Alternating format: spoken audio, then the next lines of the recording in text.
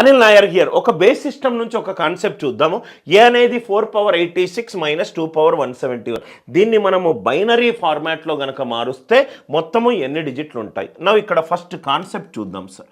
Concept సపోజ్గా 2 ఉందనుకోండి, దాన్ని బైనరీగా మారుస్తే, బైనరీ అంటే బేస్ సిస్టమ్ 2, 2 1s are 2 0, అంటే ఇదేమవుతుంది 1 0 బేస్ 2 అవుతుంది, 2 పవర్ 1.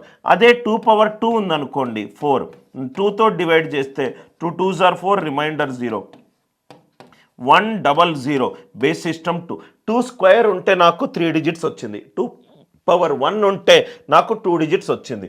దీన్ని మనం సింప్లిఫై చేస్తే 4ని 2 స్క్వేర్గా రాసుకుంటే 2 పవర్ 172 మైనస్ 2 పవర్ 171, ఇది 2 పవర్ 171. కామన్ తీస్తే 2 మైనస్ 1 1.